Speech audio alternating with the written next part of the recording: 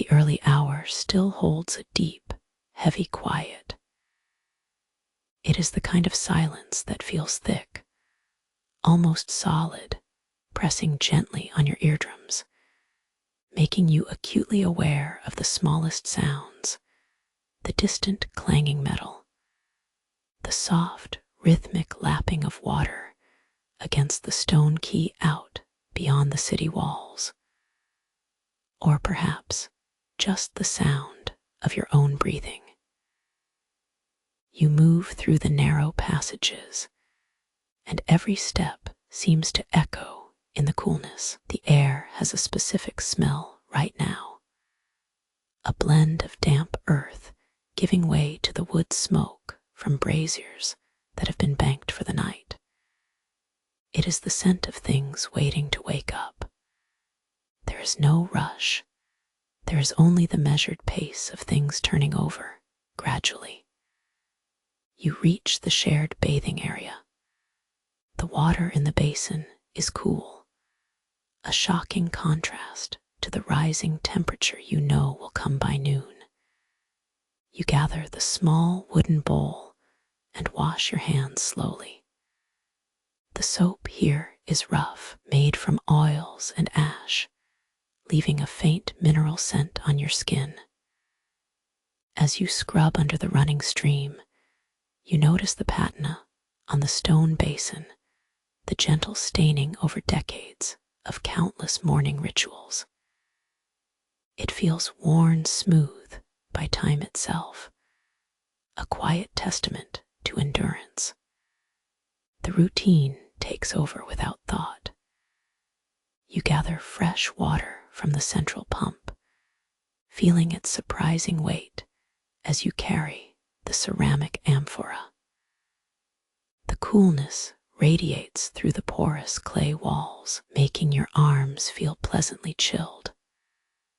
Walking back, you pass baskets of green herbs hanging near the doorway, rosemary and mint, drying slowly in the residual chill of the dawn. You breathe deeply, noticing how these simple plant scents mingle with the mineral smell of wet stone. Back within your dwelling space, the morning preparation is methodical. The bread, purchased yesterday, sits on a low wooden shelf, its crust dark and firm. You break off a piece and rub it gently between your fingers. It has a comforting weight to it, grounding you in the immediacy of hunger and survival. Water follows, drawn again from the cistern, cool enough that you have to tilt the bowl slightly for each sip. The light is still hesitant. It filters in through small openings high up in the walls, making thin, pale bars across the packed earth floor. You notice how the meager brightness illuminates dust motes dancing, suspended in the stillness, tiny particles catching the first tentative rays of sun. This moment is a slow study of potential light, a quiet pause before the true work begins. These rituals, so simple they might seem unremarkable to an outsider, are actually anchors. They tether you to the physical rhythms of the community and the seasons. You contemplate how much of your day's energy has been spent merely on preparation, on washing off sleep, on hydrating the body, on feeding the gut. This small expenditure is necessary groundwork for the deeper labor that awaits you in the workshop. You pull on the tunic reserved for work. It feels sturdy, woven from a blend of wool and flax, slightly stiff but reliable. As you wrap the cloth around your waist, the texture confirms its purpose. Protection through toil. The fibers whisper faintly against your skin, a rough, familiar sound seems to promise continuity. The city, which is so vast in function and commerce, remains asleep under layers of quiet anticipation. You feel connected not just by geography, but by this shared period of stillness with your neighbors, the faint sounds of others also rising nearby, the dull clack of a wagon wheel being repositioned, the low rumble of early carts. These noises are not intrusions yet, but confirmations that life is preparing to awaken and begin its complex turning. The deep quiet serves as more than just an opening moment. It is a necessary emptying out, a shedding of personal time before you can fully inhabit professional labor. You find yourself settling into this rhythm of the pre-dawn worker, the slow wash, the deliberate meal, the careful donning of clothes built for enduring effort. The energy gathered here in the quiet hours will be carefully measured and applied to the raw threads awaiting your touch later today, sustaining the complex lifeblood that flows through the textile trade and out into the wider markets of the empire. You are prepared for the coming day, anchored by this deep, foundational peace. You leave the quiet shelter of your dwelling and step out into the workshop. The air immediately shifts, losing some of the cool dampness you are accustomed to at home, taking on a heavier scent. This is the smell of industry, packed fibers, stacked wooden tubs, dry earth mixed with animal musk. It is the foundational aroma of commerce that permeates this corner of the city. You move slowly among the low-slung stalls and work tables. These are not neat places. Everything here has a lived history, a slight stain on the wood from spilled dye, a thin layer of dust carrying smells both sweet and acrid. You allow your eyes to adjust to the muted light filtering through the eaves overhead, seeing shafts of gold dust motes dancing in the stillness. The first task is simply preparation, sorting. Raw materials are dumped into large communal bins. Heaps of pale, greenish flax stalks mingle with softer tufts of wool, and occasionally catching your eye are slivers of deep purple-gray silk that catch the light even when dusty. You bend down, reaching through this jumble. The raw weight of the flax is surprising. It feels dense and stiff, like brittle reeds, and requires a focused sort to separate usable stalks from woody bits. You spend time distinguishing the quality. Here, you find strands of wool that have been minimally processed.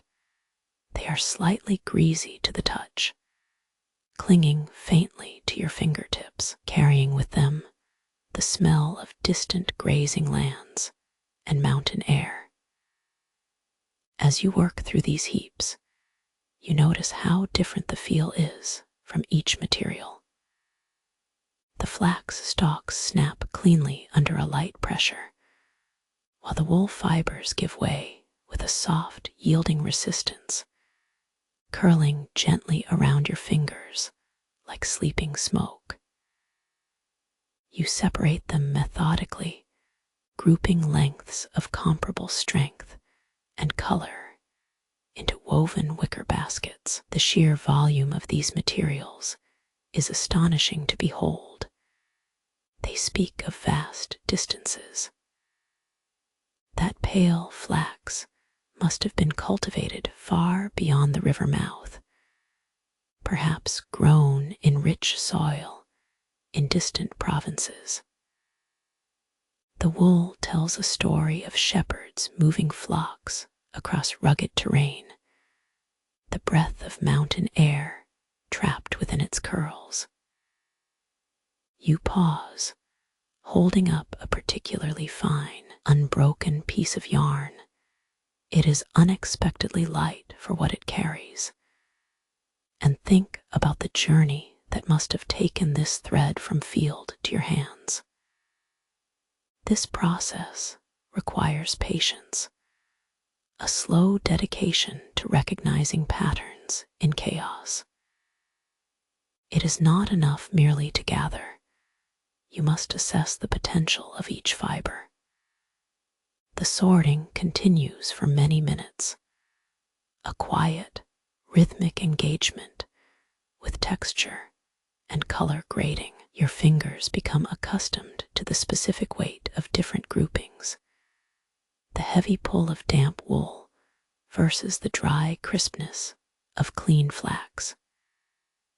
You learn to feel the quality simply by how it lies in your palm, recognizing knots that suggest weakness or stretch points that promise resilience.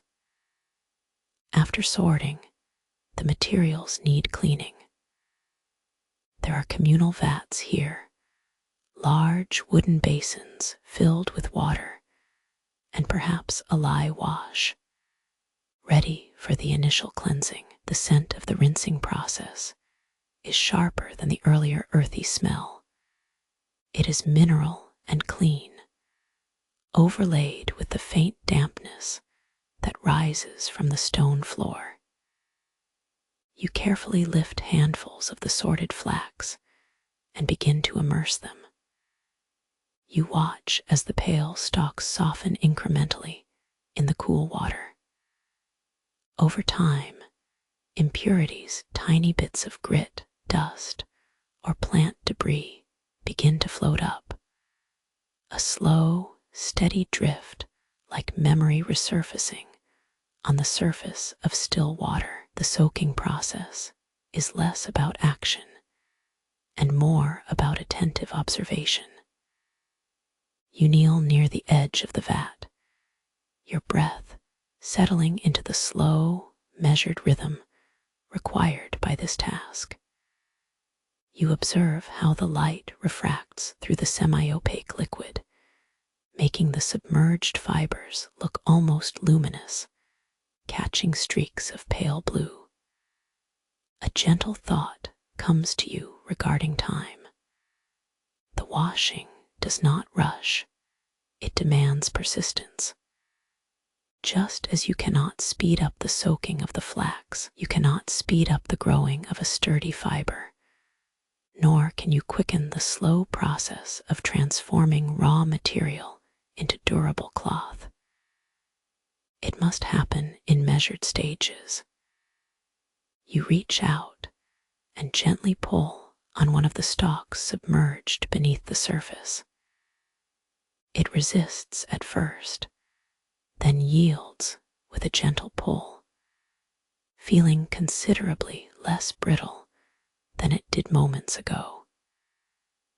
The initial resistance gives way to a soft pliability, suggesting that the strength has been waiting dormant until this watery passage softened its exterior. The cleaning labor is repetitive, but deeply satisfying in its method. You rinse the fibers repeatedly in smaller basins, letting the current carry away the residue of earth and field dust. Each wash reveals something new about the material, a darker mark here from contact with bark, a stretch imperfection there, where perhaps it was snagged on thorns. You lift your hands from the water periodically, rubbing them gently together to cool the skin and observe their faint staining from the processes. Your work is intimate. You are in close relationship with things that require slow attention. It grounds you completely in the physical moment. The finished, cleaned batches of fiber, the pale flax, the softer wool, and sometimes salvaged remnants of silk are stacked high on wooden pallets nearby, waiting for the next stage. Dyeing. You can hear the muffled sounds from deeper within the workshops now. Perhaps the scraping of stone against stone, or the preliminary clank of buckets being moved. The rhythm of preparation is winding down, signaling a slight shift in focus. The raw materials are tamed and ready for the great transformation, waiting only for the color that will define their use, linking this pale potential to the deep dyes of the afternoon. The damp air of the dye house wraps around you, smelling richly and deeply of wet earth and something vegetal, sweet yet faintly mineral. It is a different scent than the sharp smoke of your morning routine or the dusty smell of raw fibers in the workshop. Here, everything steams with potential color. You move slowly through the space, your steps muffled by spilled sacks and discarded plant matter. The ground beneath your sandals feels uneven, yielding slightly where water has pooled, cool against your soles. You pause near the vats. These massive containers of wood and hide hold the beginnings of transformation. Within them, natural pigments wait, deep cakes of crushed indigo, reddish heaps of madder root, dark mounds of walnut husks. Each pile represents not just a plant, but a journey, a seed carried across continents, gathered by hands in sun-baked fields far from this cool city air. The task ahead requires patience that borders on stillness. You know the chemistry here is delicate. Rushing will spoil the batch, weakening the final hue. First, you must prepare the base for color transfer. This involves measuring out various mordants. These powders, some derived from urine salts or alum, are essential facilitators, helping the dye molecules to actually cling to the wool and flax fibers. You scoop them into baskets, noting the faint alkaline scent that rises when they mix with water. The sheer weight of preparation settles over you, the recognition that color itself is a manufactured gift, requiring multiple steps and specific materials. The process continues around the boiling cauldrons. A controlled heat whispers from the glowing embers beneath the hearthstones. You manage the fire, not by rapid shoveling, but by careful adjustment, maintaining a slow, steady simmer. The steam rises thick and warm, carrying a potent mix of tannins and mineral salts. It makes your eyes water slightly, forcing you to blink often, which grounds you in the immediate physical reality of the moment. You guide handfuls of finely sorted flax, pale and clean from chapter 2, into the first vat. The material sinks, heavy with anticipation. Slowly, carefully, you add the chosen dye, perhaps a rich batch of madder, meant to yield a persistent crimson. The immediate visual effect is negligible. Nothing seems to happen when the fiber meets the liquid. It appears only wet and faintly off-white. This quiet initial state can be deceiving. You wait, watching the surface film of the water for changes in viscosity or smell. The silence here is not empty, but rather filled with a low, continuous murmur, the soft bubbling of the vats, the gentle drip from cooling molds, the occasional shifting creak of the heavy wooden beams overhead. You stand back and observe this careful ballet of nature. You contemplate how much human intervention is required simply to achieve what appears as a natural occurrence. The dye must work its magic, bonding with the keratin and cellulose structures over many slow hours. This requires respect for time itself, recognizing that speed has no place in true chemistry or deep coloring. Next, you move to an indigo vat. Indigo dyeing is always a more mystifying affair, drawing not from simple addition, but through reduction. The dye must be chemically changed before it can bond properly. You watch the liquid shift as alkaline ingredients combine with the natural source. The scent grows richer, evolving from earthy mineral notes into something almost sweet and deeply aquatic. You observe how the vat itself holds the transformation, a silent chemistry occurring under steady heat. The soaking process demands repetitive action, submerging the cloth only until it is adequately saturated, letting it steep for measured periods, and then gently lifting it out.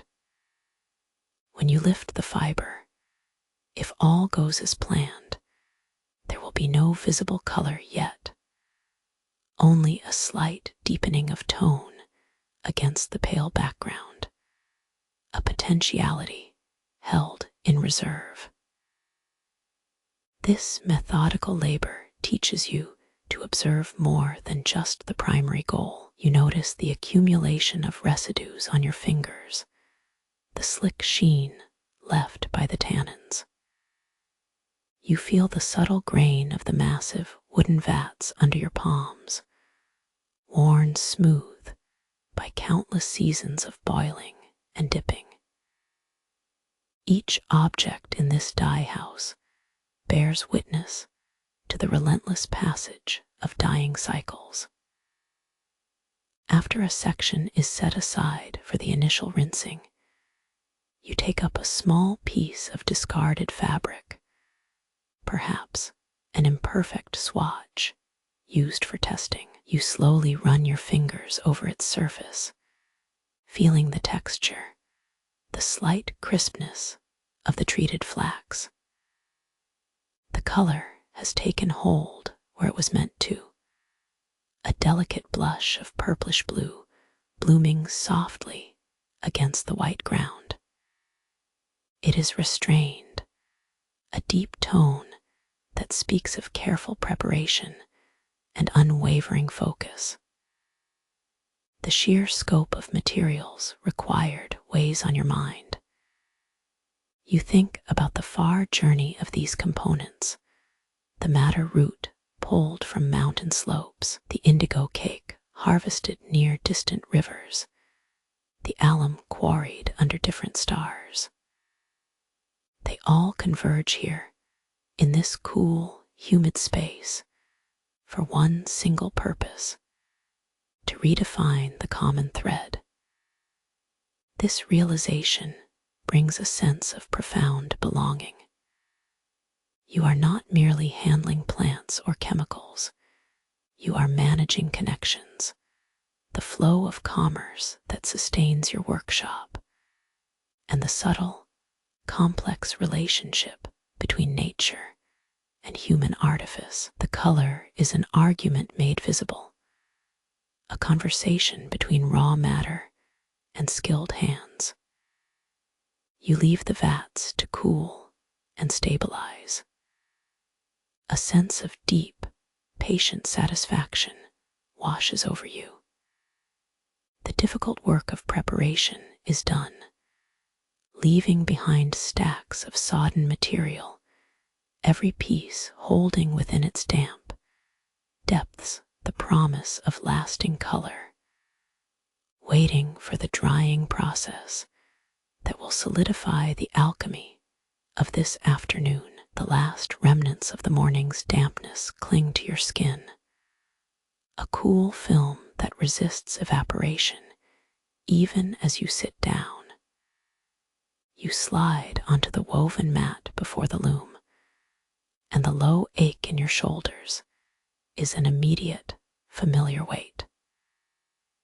This position, seated between massive wooden pillars, has been the definition of your existence for so many years. Slowly, deliberately, you gather yourself, letting the stiffness seep out of your knees. Before you looms the great mechanism, the warp threads tautly strung across the beam, holding the potential for hundreds of careful passes of color and structure. You breathe in deeply, taking a measured draft of air that has been recycled through this workshop. The dry, dusty scent of linen waiting to be formed, mixed with the lingering sweetness of wet vegetable dye, and the faint tang of human sweat and wood smoke. This smell is simply home, the olfactory signature of your life. The shuttle lies beside you, an unassuming sliver of polished bone or dense wood. You reach out slowly and pick it up. Its weight feels perfect in your palm, a familiar counterbalance.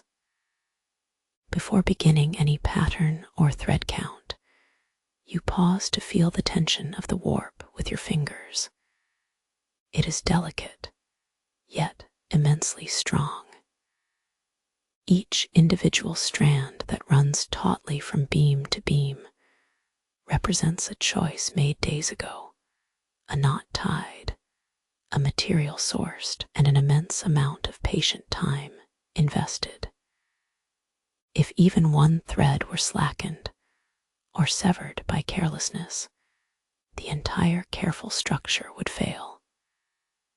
This initial physical assessment grounds you in the supreme importance of detail. You lift your hands, flexing your fingers against the stillness before starting the first movement. The rhythm of this work is not a sudden burst of energy, but rather a continuous flow, a disciplined conversation between your body and the machinery. You begin by pushing the shed open, lifting the necessary threads with careful coordination.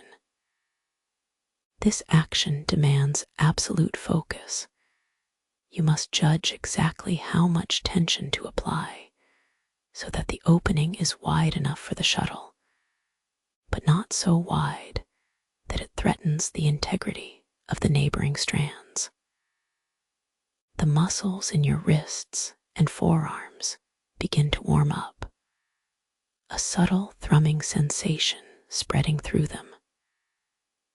Then comes the first throw of the shuttle across the gap. It travels with a smooth velocity, making its way from one side of the loom to the other. You watch it pass, noticing how the air around it seems slightly disturbed by its passage, a tiny ripple in the quiet space. The sound it makes is not loud, but it carries through the high wooden rafters, a crisp, satisfying asterisk were asterisk. As it settles on the receiving side, you immediately follow with the other hand, pressing down to beat the newly laid weft thread tightly against the existing structure. This act of beating is crucial. It must be measured, firm enough to lock the threads into place, but not so violent that it snaps the delicate work already done. The sequence settles naturally, becoming a low-effort cycle. Open, throw, beat. The steady asterisk whir asterisk of the shuttle, alternating with the solid, percussive asterisk thud asterisk of the beater bar, establishes the sonic landscape of your afternoon. It is an elemental, predictable sound, and after many years, it no longer registers as individual events, but as a constant hum that defines the space around you. As the hours pass, the rhythmic pattern becomes almost meditative in its consistency. You find yourself sinking into the simple reality of the process. Your mind moves away from the worries of last night or the considerations for tomorrow's market price. It focuses solely on the immediate tension, the perfect timing between the throw and the beat, the subtle shift required to keep the cloth straight across the width of the loom. You feel a deep connection not just to the thread, but to the rhythm itself, the human need to sustain continuous action. The material beneath your hands is gradually taking shape. You notice the slight sheen appearing on the linen as the different threads interlock and solidify into something coherent, valuable. This cloth, at this moment, is nothing more than intersecting lines of color and texture, yet it represents hours of focused effort. It carries within it the echoes of all the previous stages, the careful sorting in the workshop, the slow absorption of dye roots, the meticulous arrangement that began long before your hands touched the loom. You pause briefly to rub your tired thumbs together, observing the skin there, calloused patches from years of similar labor. These small signs of wear are etched into you as physical markers of a life lived in service to skilled making.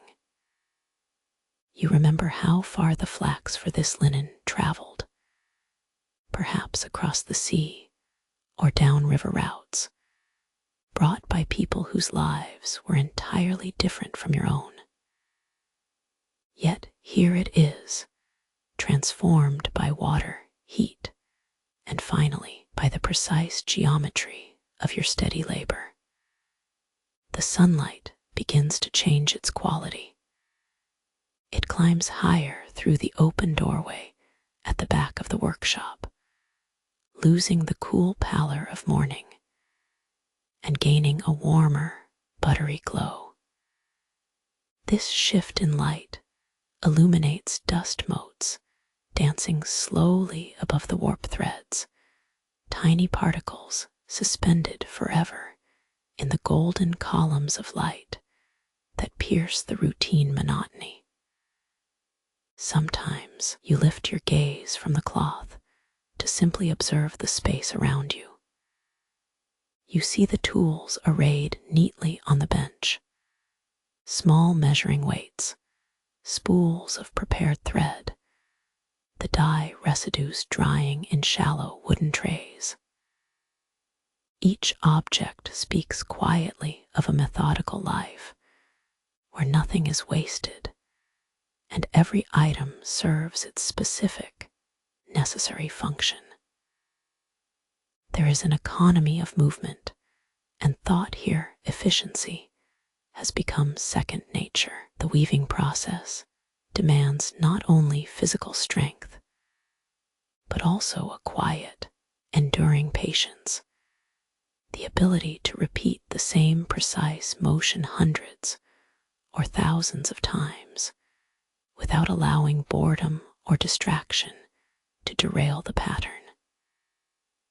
It is in this endurance that you find a peculiar form of deep calm. repetitive asterisk, worthud asterisk becomes an anchor, pulling your scattered thoughts into a steady state. You continue working, now entering a section where the design incorporates geometric banding, a deliberate change from plain weave to something more patterned. This requires an adjustment in tension and throw count, a momentary lifting of complexity that demands a sharper focus. You feel yourself sinking deeper into the material reality of the loom. The world shrinks down to the width of this cloth, bounded by the beams on either side. Your existence, for these hours, is defined entirely by its perpendicular lines, the disciplined cross-hatching of warp and weft. The physical act becomes less about conscious effort and more about deep habit. It feels almost like a continuation of your breath, an extension of the steady inhaling and exhaling that has kept you alive since before dawn. The cloth continues to grow, gaining weight steadily on the beater bar, getting thicker and more substantial with every passage. You observe how the dye, rich blue from the indigo vats, settles into the linen, deepening its original color while simultaneously providing structure to the pattern. It is a transformation that speaks to patience. The vibrant colors are not instantaneous. They build over time, layer by careful layer. This mirrors your own life. You realize in a quiet moment of reflection, strength and beauty are rarely achieved through sudden events, but rather through steady, methodical repetition. The great, humming warmth of the workshop gives way to a sudden push into the bustling energy of the street. You carry your finished bolts, the cool weight of the woven linen against your forearm, steady and reassuring. The transition is marked immediately by the shift in scent. The damp earth and dye smells are overtaken by the mingled aroma of sweat, spices, stale fish, wood smoke, and baking grain. You step out from the narrow passage separating workshops and find yourself on a street that vibrates with life. Sunlight, filtered through dust motes suspended high above the tightly packed buildings, warms your skin lightly. The cobblestones beneath your sandals feel rougher here than they did inside the semi-shelter of the workshop. They absorb the day's heat slowly, radiating a low, steady warmth upward. You walk methodically, keeping pace with the flow of humanity. The sheer density of people is a physical force. Shoulders brush past yours occasionally, carrying baskets or laden weights that scrape against your elbow. You adjust your grip on the cloth bolts, feeling their crisp, dry texture against your palms. This marketplace is a riot of controlled chaos. It is not a single event, but an unending performance of needs and exchanges. Your eyes begin to catalog everything. The gleam of hammered bronze pottery stacked in precarious pyramids, the vibrant piles of deep red cloth dyed with madder, meant for poorer wraps, the duller, heavier quality of military tunics waiting for sale. You find a relatively clear path near the edge of the main thoroughfare. A donkey, laden high with amphorae of oil, moves slowly across your intended way. The creature shifts its weight slightly, causing a rhythmic clatter of clay pots to echo off the stone buildings around you. You pause for a moment, letting the sound dissipate, observing how quickly the sounds reform. The sharp call of a fruit seller, the rhythmic crunching of wooden cartwheels over loose grit. The heat settles into your clothing, making the fine woven linen feel surprisingly heavy now that it is exposed to the open air. You can feel minute particles of dust settling on the surface of the cloth, tiny reminders of the vast city surrounding this intimate space of craftsmanship. The textile you carry, the careful geometry of its weave, and the specific hue achieved in the dye house feels like a piece of bottled patience, solid and ready to be exchanged for sustenance. You continue your walk, passing stalls that specialize in goods as varied as tools and luxurious trinkets. You notice a merchant arranging bolts of silk imported from the Far East.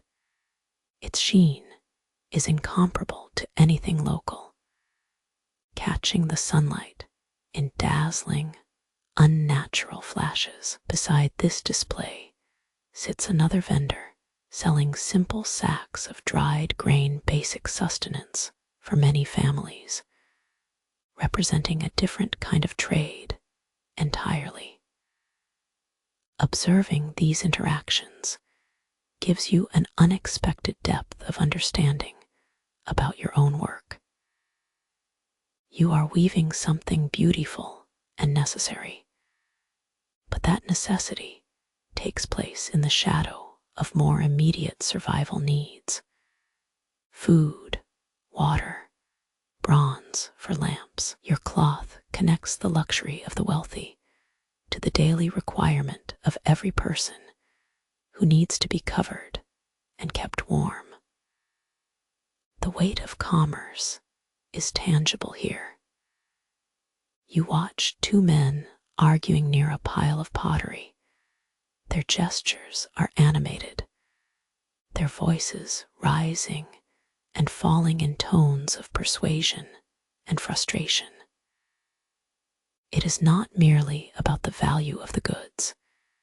It seems to involve honor and reputation as much as currency. Your purpose today is straightforward: sell enough yards at profitable prices to ensure your family has enough flour for the week.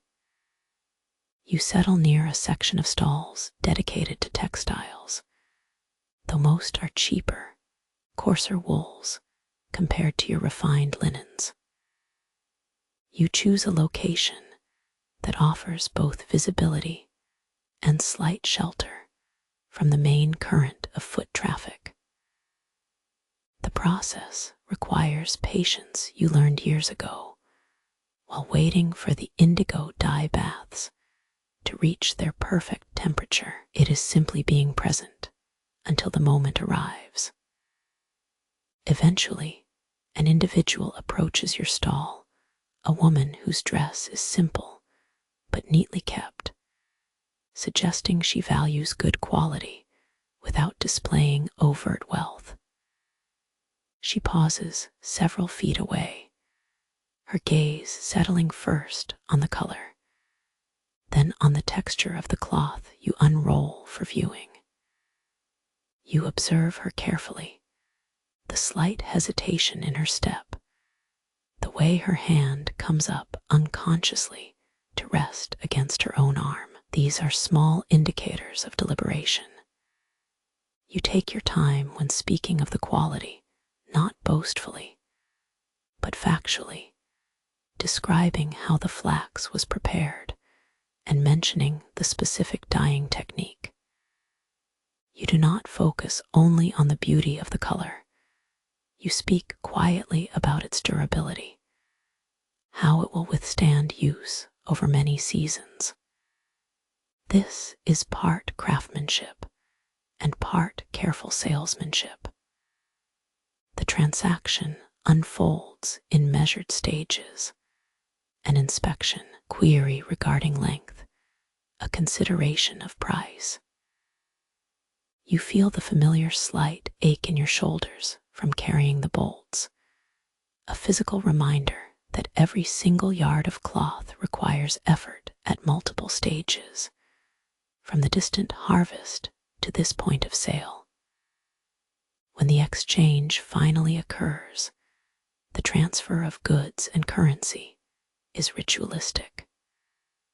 The bronze coins, cool and heavy in your palm, feel significant against the warmth gathering on your skin.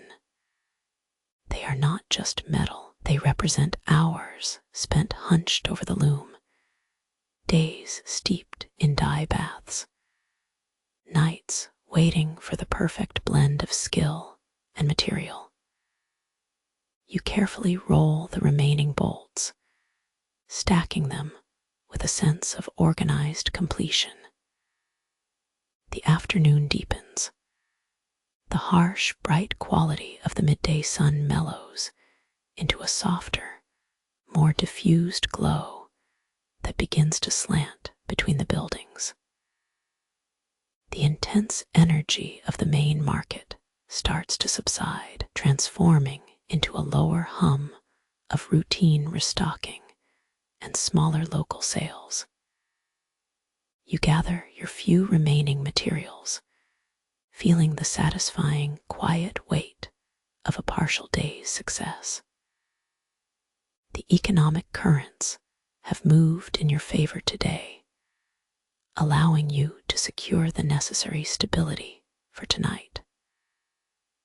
Walking away from the main thoroughfare, winding back toward the smaller alleyways that lead back to the workshops, the sensory palette begins its slow shift. The loud clamor of commerce fades into a more localized soundscape. The measured shuffle of work-weary feet, the lowing of cattle being moved toward pens, the muffled calls of people moving in small groups. You pass other artisan stalls that are beginning to pack up for the afternoon pause. You exchange brief nods with colleagues, a nod that conveys knowledge and shared fatigue without needing words. Their silent understanding is a strong thread connecting you all in this specialized corner of the city. The flow of life, which was so broad and overwhelming out on the main market street, contracts again into the manageable rhythm of the working quarter. The subtle philosophy here is one of place. Your work defines your community.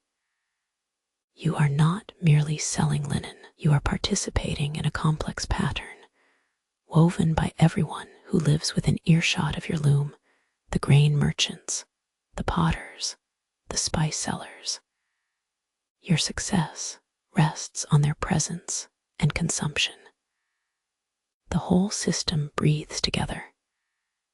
Eventually, the final push back toward the workshops is accomplished. You move with a slightly less urgent stride than when you arrived that morning, your body responding to the settled warmth of the day. The scent changes again. Where it was sharp and spiced outside, it becomes damp and earthy as you navigate the narrower, covered lanes connecting your workshop to the residential part of the neighborhood. The sounds soften further, receding from the open air into the enclosing stone walls. You pass empty market stalls, now silent monuments to today's transactions.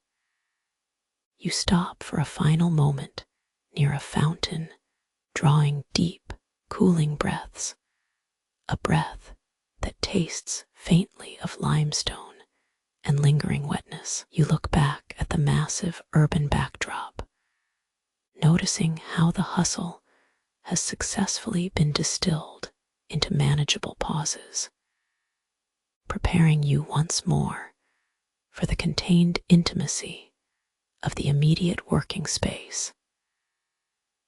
The day's effort has culminated in this slow retreat, a gathering inward toward the steady rhythm of preparation that will define your evening hours. The noise of the market, which had dominated your senses through the bright heat of the afternoon, begins now to gently recede.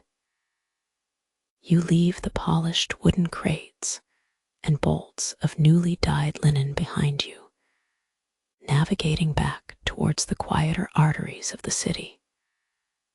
A slower pace is required now. The hurried rhythm of commerce gives way to a more measured, careful step across the uneven cobblestones. The sun, dipping lower in the western sky, casts long, deep shadows from the neighboring buildings and stacked amphorae. These shadows stretch and distort, mirroring the passage of time itself, a quiet reminder that even solid stone is subject to the turning wheel. You find yourself near a corner where the general traffic thins out, marked by the subtle scent of cured leather mingling with something vegetal, perhaps crushed olives or bay leaves. Here, amidst the clutter of specialized workshops, the rhythm shifts again. Your destination today is not the source of new bounty, but rather the humble nature of repair. You settle onto a low, sturdy bench near a doorway framed by faded paint and cool shade. The work before you is manifold. Stacks of discarded textiles, varying greatly in color and quality. Some are vibrant blues that once shone with dye. Others are muted browns close to the earth's hue, marked by time and repeated washings. The practice of mending is an intimate lesson in material history. Every tear, every faded patch tells a story more personal than any perfect new weave could. You take up a piece of rough sacking first. It is thick, meant for hauling goods or covering something sturdy, its original purpose far removed from delicate adornment. Your fingers trace the path of wear across its surface. These fibers have been subjected to friction, the dragging weight of life. Notice how the original weave pattern has loosened near corners and edges, yielding softly under your lightest touch. You select a length of matching twine, dipping it into the small pot of simple beeswax mixture kept nearby. The act is slow and methodical, requiring a sustained focus that filters out the surrounding hum of the street. As you begin stitching, you are not merely closing a gap. You are enacting a moment in time's continuity. You observe how the new thread must respect the existing wear, blending its strength into the weakness it addresses. It is geometry applied to fiber, the careful calculation of tension and overlap that makes the material whole again. A small scrap piece catches your eye next. This linen is much finer, perhaps meant for a wealthier client's tunic or chemise. The tier here is minute, almost invisible unless approached from the right angle of light. It runs along the seam where two panels met, stressed by repeated pulling and washing over months. You lay it flat on the smooth, cool wood of your workspace bench. Under the midday shade, you examine the fibers that have parted. They are delicate, possessing a fine, almost fragile resilience. Unlike the rough sacking, which demands robust stitches, this linen requires patience bordering on reverence. The mending here must be so discreet that it seems as if the tear never existed in the first place.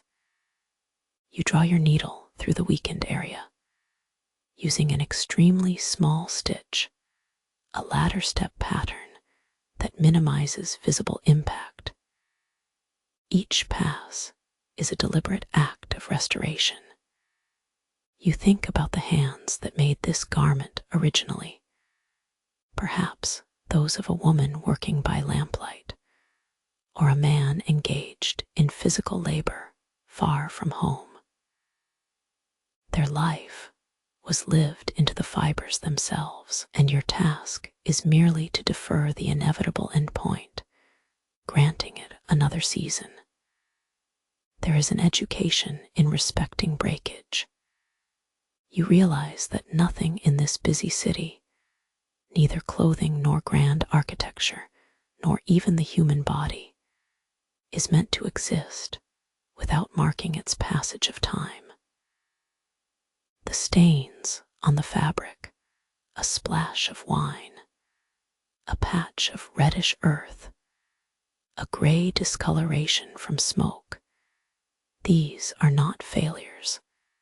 They are evidence of having been lived upon. You gather up a pile of smaller fragments, scraps too small or damaged for full repair, destined instead to become padding, linings, or perhaps just waste material to burn later. This seemingly insignificant detritus holds a quiet economic value, the very principle that nothing is truly wasted in the life of the artisan. The rhythmic dipping and stitching continue, forming a gentle meditative pool of focus. Your movements are becoming automatic, fluid. You no longer consciously decide where the needle should go. Your hands simply know the required path, understanding the necessary tension to prevent puckering or unraveling. The sounds of the market, which were once a chaotic wash of noise, now seem distant and muffled, filtered through the gentle asterisk snick asterisk of the thread passing through worn cloth. You are enclosed within this small circle of your workbench, surrounded only by the silent history of discarded fibers. It is in these moments that you reflect on the economy of necessity. The most valuable textiles were not always those with the richest dye or the smoothest finish. Often, they were simply the ones repaired enough to continue serving their purpose. These garments continue to hold people together, the apron used for cooking, the tunic worn while carrying water, the rough blanket slept beneath. Your labor ensures that daily life remains continuous, uninterrupted by financial burden or decay. This quiet exchange of skill for survival is the foundational pulse beating underneath the more dramatic trades of the city. As afternoon deepens into the early evening light, the scent shifts again. The dusty smell of the work area starts to blend with the sharper, cleaner smells carried on a passing breeze, the wood smoke from cooking fires mixing with the damp coolness emanating from open drains and stone gutters. A nearby vendor begins setting up his stall for the night, arranging jars of pickles and loaves of bread into neat pyramids. You pause your stitching briefly, lifting your head just enough to take in this change. The rhythm remains gentle, but it is underpinned by anticipation, the coming quietude that will settle over the city like a heavy, comforting mantle.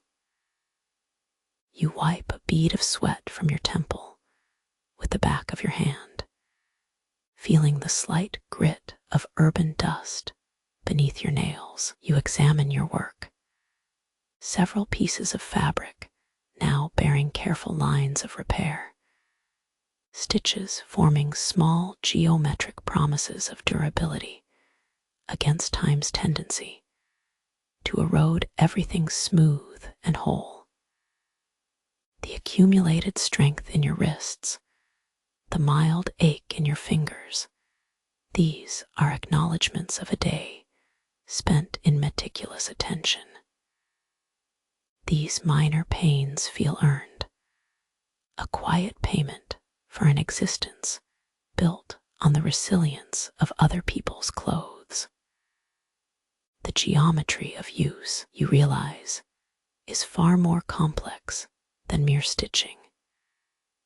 It involves predicting wear patterns, understanding how tension affects molecular structure, and knowing exactly where a material can withstand stress and where it must be given respite.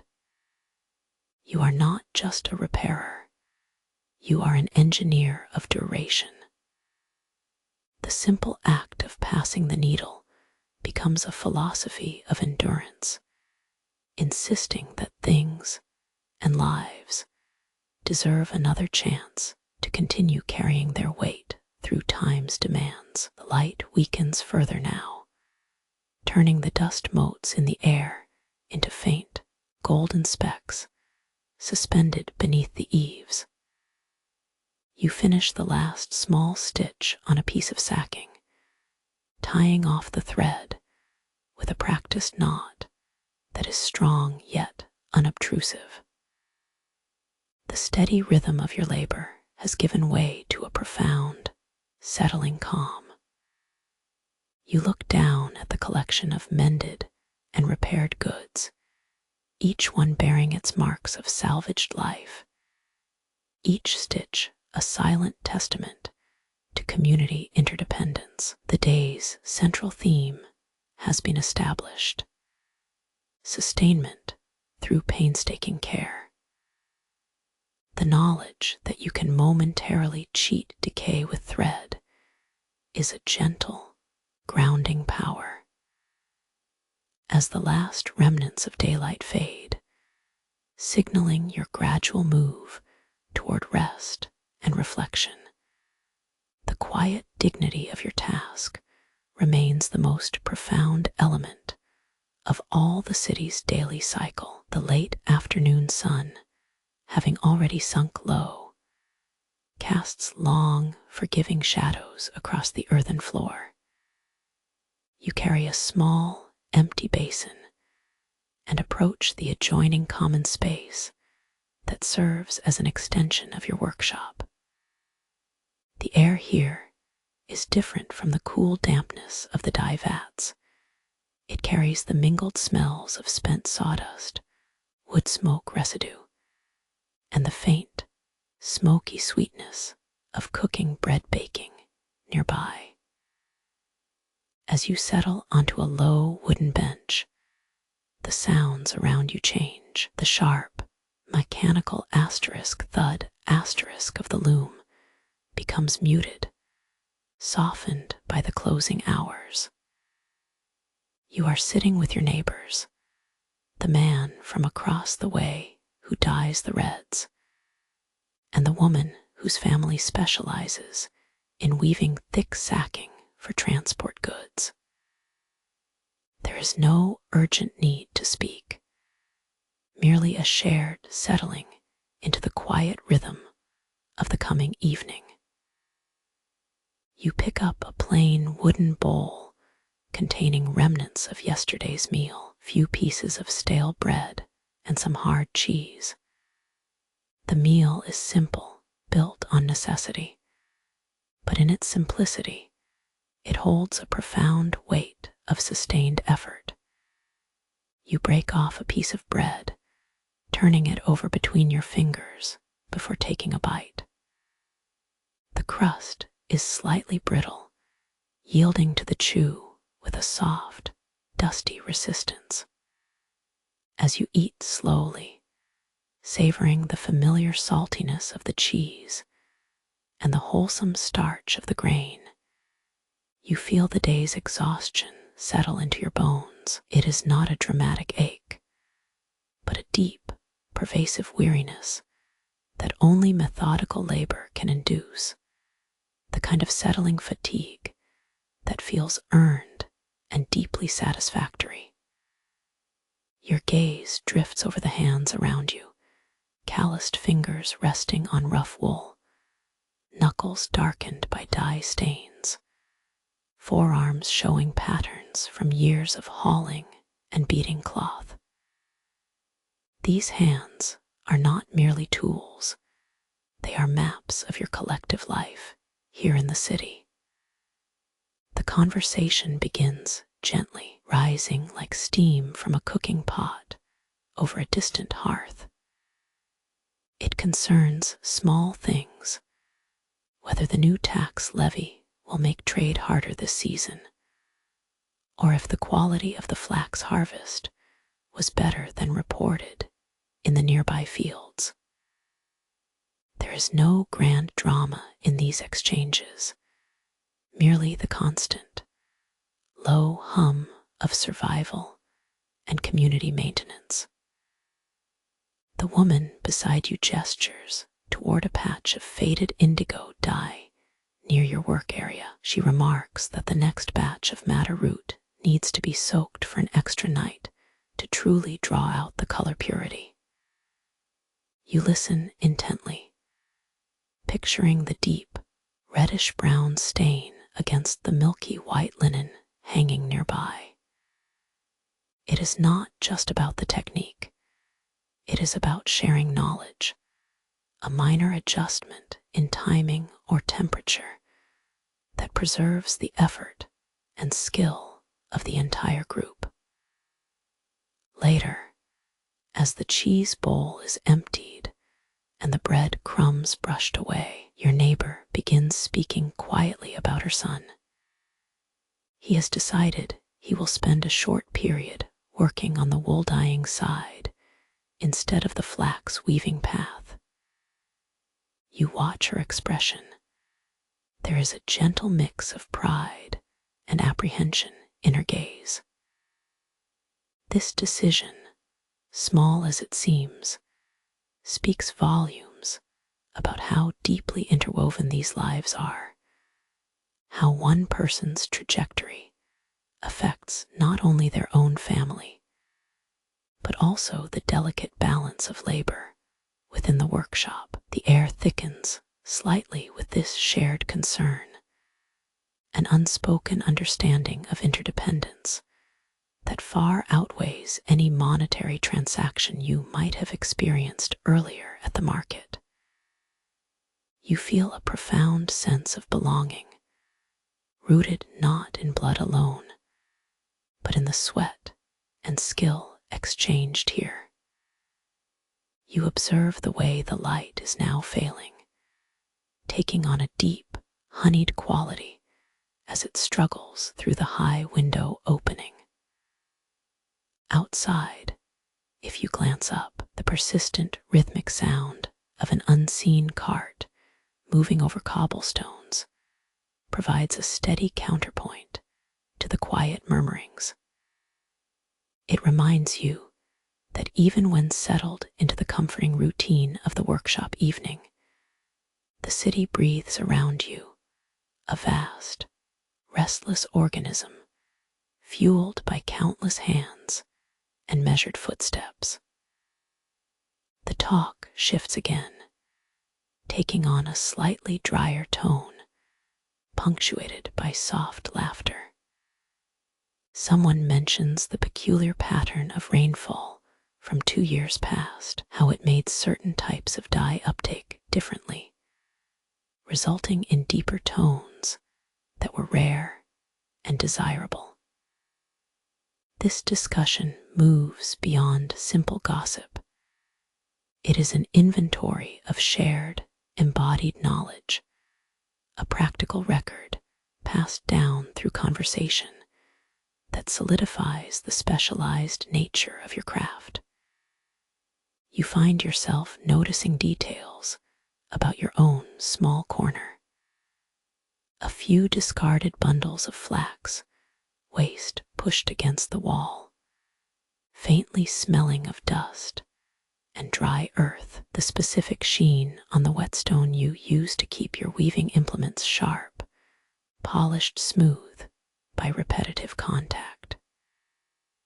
As true dusk begins to settle, stealing the last warm streaks from the sky, the energy in the common space deepens into a meditative calm.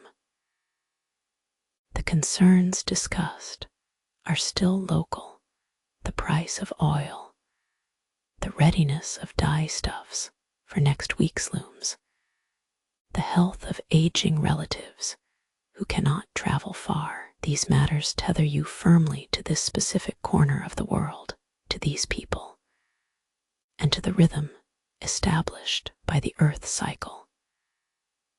You realize that the lifeblood flowing through your veins is not just physical labor, but this continuity, the passing down of observation, technique, and care from one generation to the next. The communal meal, simple as bread and hard cheese, becomes a necessary ritual for reinforcing these fragile, vital connections. You gather your empty bowl and scraps carefully. You do not rush. Every movement is measured, honoring the residual calm that has settled over the workshop. As you move back toward your own small domestic corner, carrying the quiet weight of shared meals and murmured histories, you feel a deep settling in your mind. The bustling energy of the day, the clanging exchange at the market, the relentless rhythm of the loom has been replaced by something quieter, deeper, the reassuring knowledge that tomorrow, when the first light arrives, this pattern will repeat. You will rise, and with the rising sun, you will meet the silent expectations of your threads, your neighbors, and the continuous, quiet pulse of the city itself. You sit at the low wooden counter where the dye pots and linen scraps gather.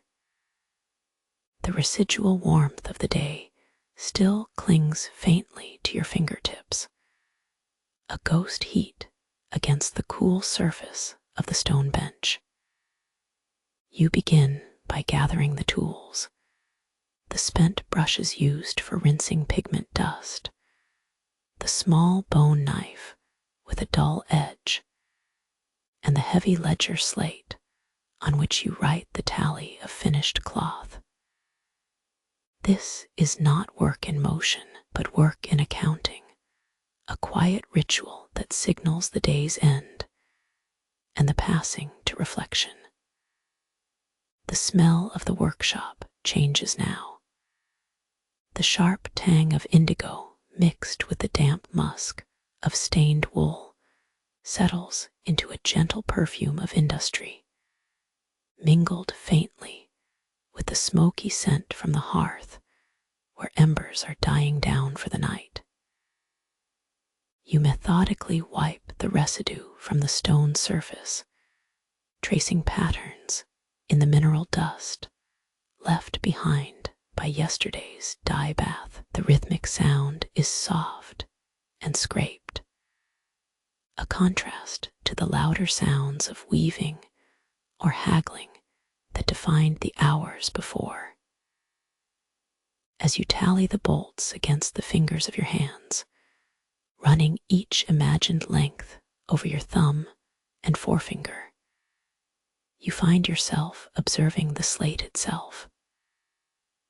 The surface is smooth from years of oil, etched with numbers and commodity weights recorded by your family members long before your own hand formed the curves. You trace a line in faded charcoal dust, a column representing the yield of madder root dye versus the amount of bleached flax used for linen repairs. It is a visual record not just of commerce, but of continuity. The weight of these accounts is subtle, felt more in the steady ache of your wrist than in any sharp realization. You are considering how many generations have poured their hours into this precise rhythm. The preparation of the mordant, the patient monitoring of the vats, the careful stretching of the loom warp. Each number here represents a segment of time lived by someone who came before you. Your gaze drifts from the ledger to the stacks of finished fabric waiting near the drying rack. There are linens, pale and stiff, destined for the kitchens of wealthy households. There are heavier wools, stained deep with cochineal and madder, meant for everyday tunics. Running your palm over the coarse weave of a simple sackcloth, feel its resistance, the sturdy geometry of necessity that defined life on the road or in the field. Then you see the small scraps, the discarded edges, the torn corners waiting only to be stitched back into purpose. These fragments are what draw your attention most deeply.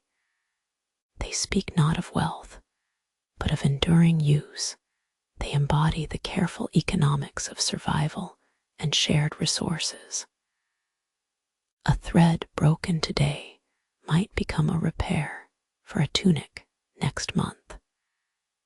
It leads your mind, almost without conscious effort, to the hands themselves, the knuckles slightly swollen from the repeated motion of the shuttle, the skin calloused from handling rough fibers and corrosive dyes. These hands have learned an intricate language of textile. They know how tension should feel in the warp threads.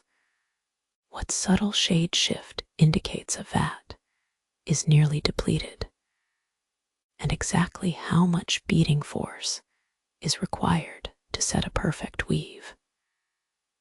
You rest your hand on the edge of the counter and breathe deeply. The air is cool now, having lost the heat radiated by the ovens down the street. You feel the slight coolness seep into your joints, an invitation to slow thought. This slowing is necessary, for it allows you to process the accumulation of daily moments. It is not simply about counting profit. It is about accounting for skill. The knowledge that resides in this small workshop feels deep, almost geological, layered upon layer over centuries. When a young boy watched his father at work, he did not just observe weaving, he absorbed a pattern. The rhythm of exhaustion balanced by the certainty of sustenance. He memorized the way the sun angles into the dusty shafts between stalls, illuminating floating motes of dye dust that seem to hang in time. You think about your own mother's hands and those before her. They were taught the exacting art of preparing the dyes, not just boiling roots, but understanding which parts of the plant held the strongest color, how the soil acidity affected the fixative process. That wisdom was not found in scrolls or written laws. It was passed through demonstration, a gentle pressure on a wrist, guiding the angle of a ladle, a shared scoopful of powder. The continuity is quiet, like the way light shifts gradually across undyed flax. It doesn't arrive with drama, but with constant, subtle change. This methodical life has become a kind of inherited knowledge, a silent covenant between the self and the ancestors who labored in this very spot. You are merely continuing a deep thread that began long ago. The ache in your back is noticed too. It is not just the strain of today's labor, but the cumulative story of every day spent bending over the work surface. You shift slightly on the stone bench, feeling the solid permanence of the building beneath you, stone laid by workers whose names are long forgotten, creating a space that allows your current life to unfold. This sense of lineage is more profound than any monetary calculation. It suggests that even when things break, a bolt tears, or a dye mixture fails, or the market is slow, the knowledge persists. The understanding of how the wool holds pigment, how flax reacts to lime baths, or the precise tension needed for fine linen, remains intact within the body and in the routine. You pick up a scrap of deep purple dyed wool. You run your thumb along its edge, feeling the subtle unevenness where it has been mended before. This particular piece has seen more use than the pristine bolts stored on the highest shelf. It tells you that story, a history of repair and continuing purpose. The life cycles of textiles mirror the lives within this community. Constant wear, necessary patching, continuous renewal through skilled hands. The weight of expectation, subtle and warm like spent embers, settles upon your shoulders. It is not a burden in the sense of distress, but rather the quiet recognition of belonging to something much larger than oneself, a deeply rooted thread in the vast tapestry of the city's existence. You place the accounting slate down for the final time, wiping it clean with practiced ease, readying yourself for the deep rest that will reset you for tomorrow's rhythm. The steady, predictable cycle continues, unbroken by the passing moments. The last stretch of the cobbled street feels different now that the day's labor has ended. You do not walk with haste, but rather with the measured rhythm built into your bones by years of carrying woven goods and tools. The weight you carry is no longer merely physical. It is the quiet accumulation of a day spent in service to the city's needs. The intense clamor that marked the early afternoon, the rhythmic shouts of porters, the harsh calls of vendors, the sharp creak of cartwheels turning over uneven stones, has begun to dissipate. It fades into the general hum of evening life, softening like smoke caught in a cool breeze. You notice how the light itself has changed.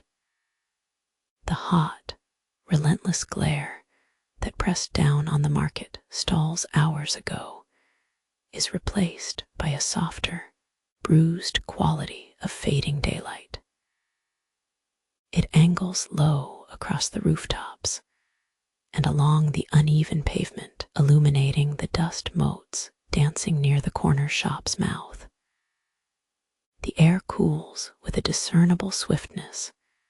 You feel the faint shift against your exposed skin, especially when you pass under the shelter of an archway.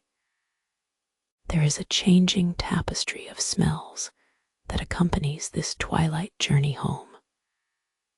Where earlier there was the sharp mix of human sweat, fresh fish from the docks, and strong wood smoke, now the scents are gentler, more domestic. You catch the sweet, yeasty scent rising from ovens preparing their final loaves, mingling with the deeper, resinous tang of spilled wine leaking onto the stone, and sometimes a faint, savory smell of boiling legumes.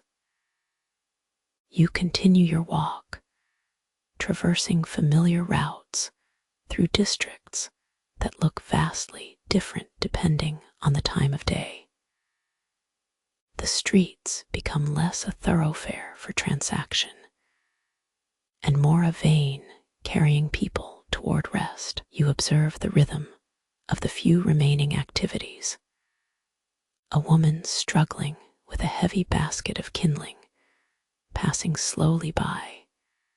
An old man settled near a fountain, simply drawing water in methodical scoops, his movements almost ritualistic. Another pair of hands methodically sweeping fallen grit into a pile. The cobblestones beneath your worn sandals feel cool and solid. Each placement of your foot sends up the slightest puff of dust, a barely audible whisper that joins the growing chorus of evening sounds. The deep thud-thud of the main market square is gone, replaced by the more intermittent, uneven clicks of footsteps, accompanied sometimes by the distant, muffled braying of a donkey preparing for its nightly rest. You pass stalls that were bustling with life only hours before.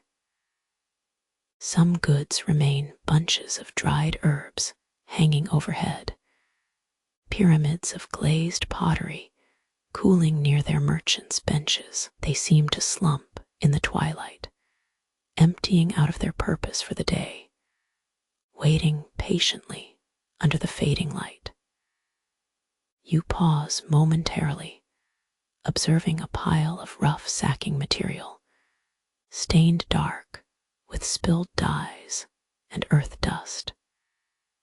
It holds the memory of your hands, the residue of weeks spent handling raw threads.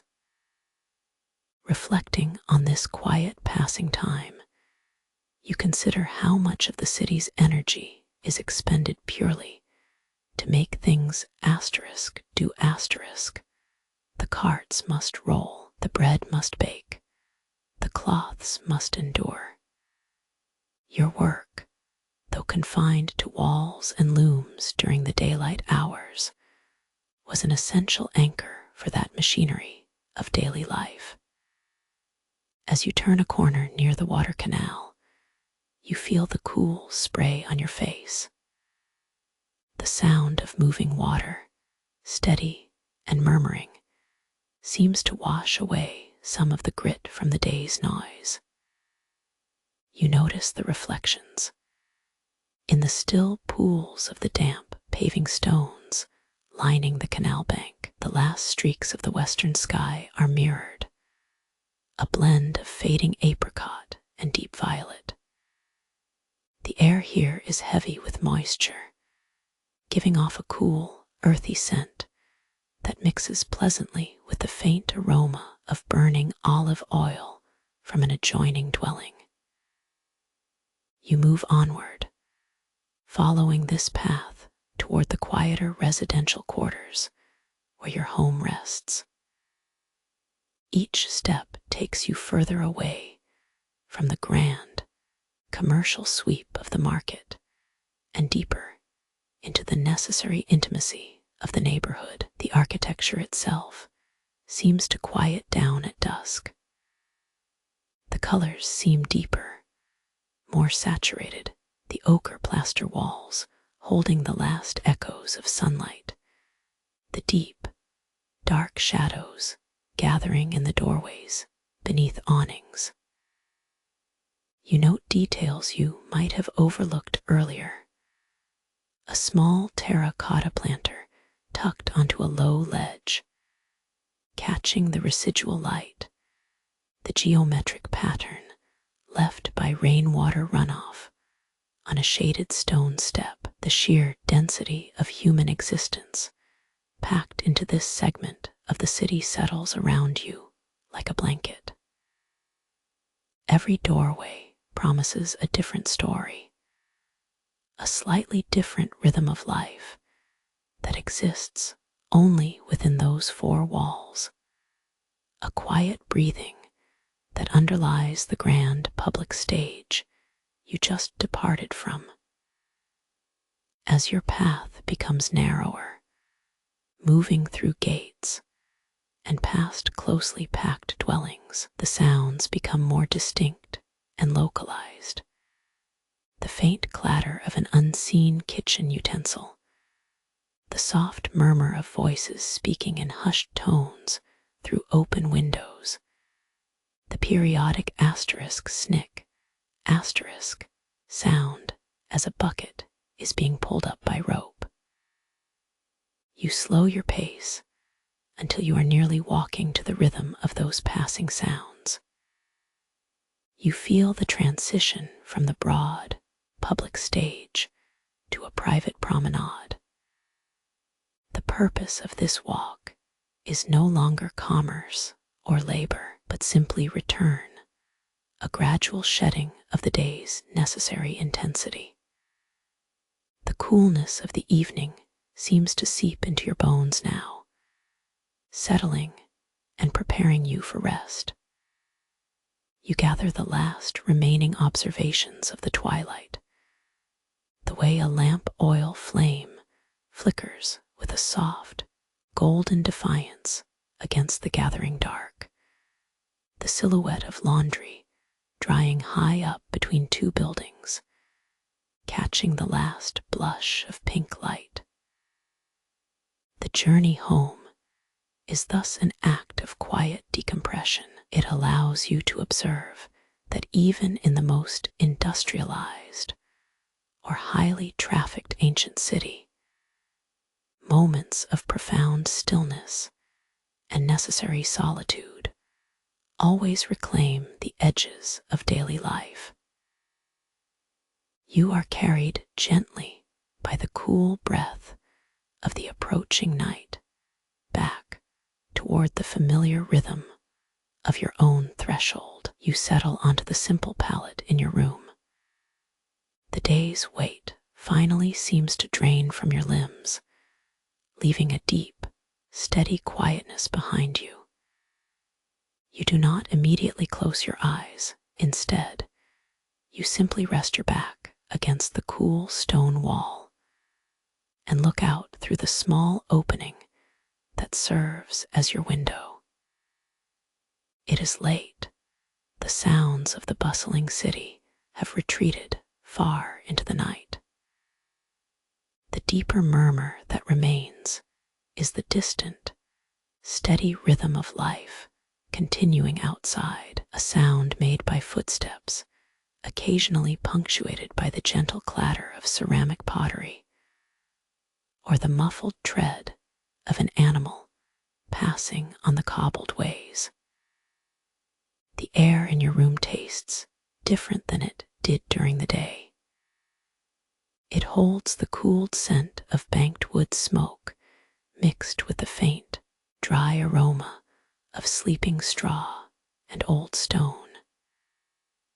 The coolness that reaches you is deeper now, a penetrating chill that settles into the bones rather than merely touching the skin. You lift one hand and feel the slight grit on your fingertips, remnants of the day's work, a mix of dye dust, fine linen particles, and dry earth carried in from the thoroughfare. You consider the physical presence of these small traces. They are the collected essence of a long day spent within the great economic machine of the city. The particulate matter on your skin speaks of trade routes traveled by others. Spices that crossed the Mediterranean, wool sheared far away in northern pastures, flax gathered from distant fields, and dyes extracted from local plants like madder root or indigo. Your gaze shifts upward, drawn out of the immediate closeness of the earthen room. You look past the terracotta rooftops, beyond the narrow alleyway, where a sliver of darkness is punctuated by an indifferent luminescence. It is the light of countless small lamps and torches, yet it cannot conquer the vast canopy above you. The sky seems impossibly large from this vantage point. Up close, the stars are not delicate pinpricks, but distinct, brilliant sparks, each one maintaining its own unwavering distance in a profound arrangement. They burn with an ancient, steady fire, seeming untouched by the frantic rhythms of human life below. You trace the patterns they make, the familiar arcs and clusters that your mind quietly recalls from countless previous nights. The river of light that forms the Milky Way is particularly noticeable tonight.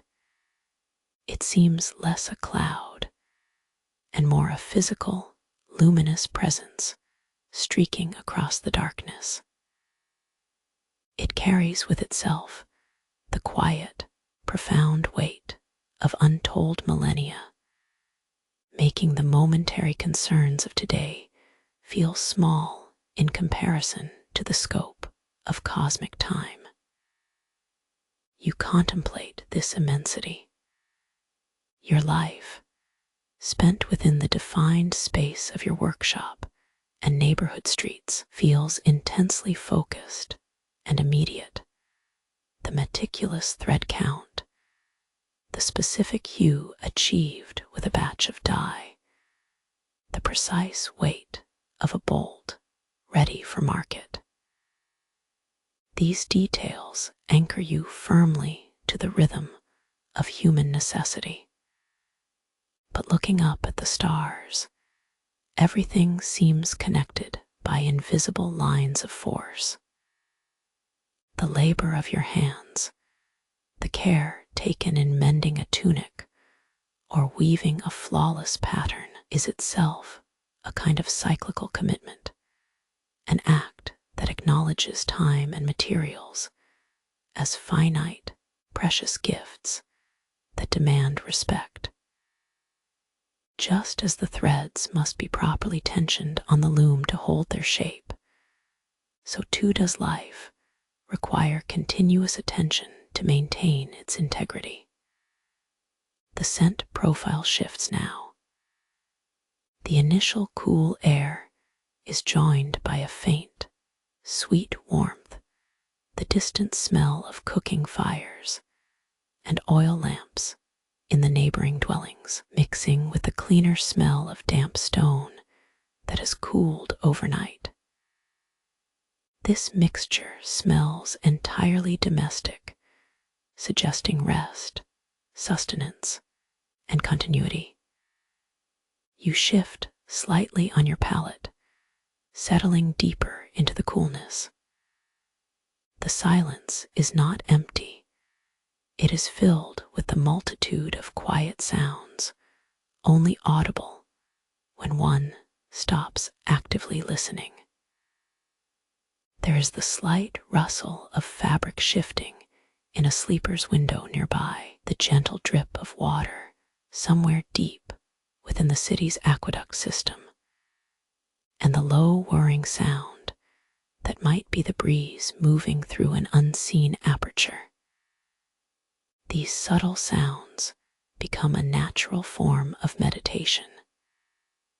They are not singular events, but consistent elements contributing to the overall tapestry of existence. You feel the steady beat of your own heart against the backdrop of these quiet urban noises, a personal rhythm synchronized with the grand, indifferent clockwork of the night city. Think about the labor that sustains you.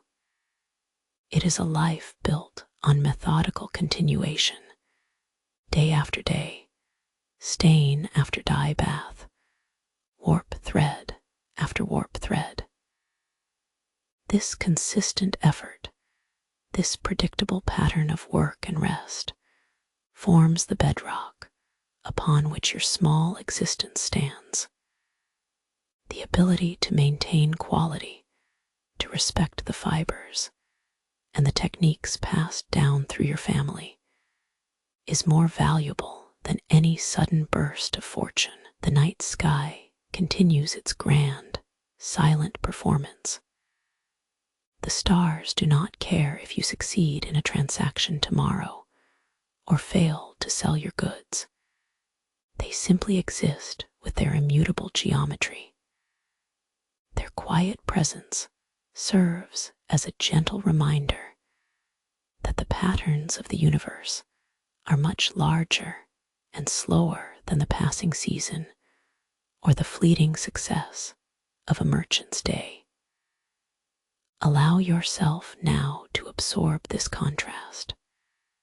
The vibrant, messy vitality of the working city during the day versus the deep, crystalline clarity of night. You realize that both states are equally necessary. The heat of human commerce demanding skill and sweat, and the cool, quiet allowing for contemplation, rest, and renewal. The rhythm you carry from your hands, the steady back and forth motion required by the loom, the smooth pull when drawing a needle through thick cloth, that mechanical discipline now translates into an internal steadiness. It is a feeling of settled peace, born not of dramatic change, but of reliable routine. As your mind slows, following the slow drift of air and light, you notice how the edges of your dreams are already forming. They will likely be woven from memories, the rich crimson of madder dye, the pale gold shine of freshly finished linen, the smell of wet indigo mixing with sun-baked earth.